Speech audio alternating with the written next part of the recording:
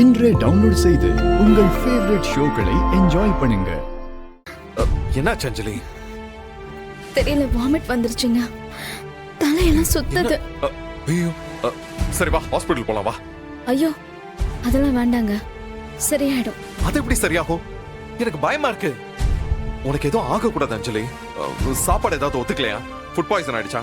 வேற ஏதாவது? ஐயோ இல்லங்க, அதெல்லாம் எதுவுமே ஒரு இல்ல. நிமிஷம் இங்க பாரு அஞ்சலி, சொல்றத கேளு. முதல்ல ஹாஸ்பிடல் போலாம் வா. ஐயோ, உங்களுக்கு ஆபீஸ்ல வேலை இருக்குல்ல? அஞ்சலி, எனக்கு உன்னை விட வேலை முக்கியம் இல்ல. நீ கிளம்பு, ஹாஸ்பிடல் போலாம்.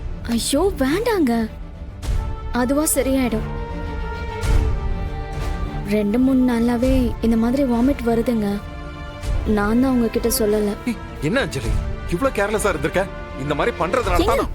ஐயோ ரிலாக்ஸ்ங்க, கொஞ்சம் பொறுமையா கேளுங்க. நான் என்ன சொல்ல வரேன்னு கொஞ்சம் கேளுங்க. என்ன சொல்ல போற?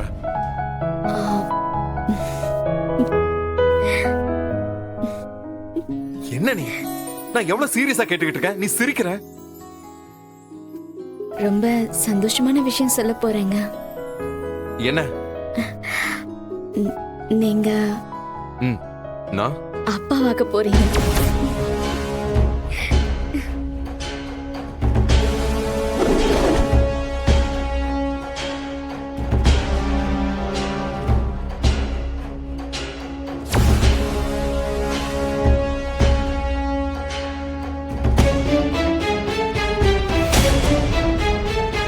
ஏங்க, நீங்க அப்பாவாக்க போறீங்க.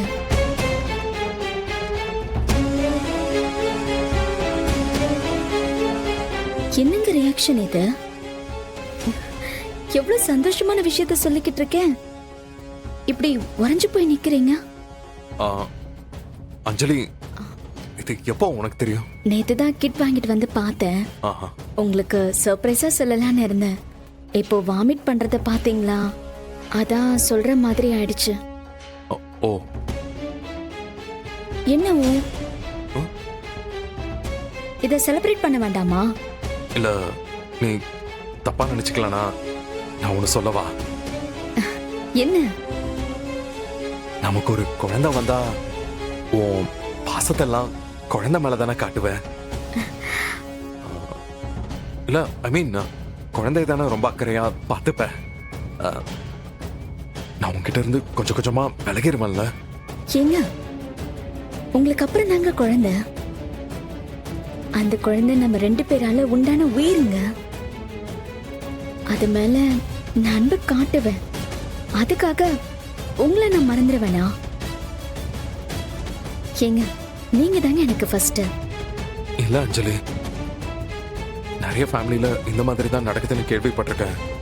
குழந்தை வந்ததுக்கு அப்புறம் ஹஸ்பண்ட கண்டுக்கவே மாட்டாங்களா? ஹஸ்பண்ட் மேல இருக்கிற பாசம் குறைஞ்சிருமா? அதனால அதனால அது வந்து அபார்ட் பண்ணிக்கலாமா?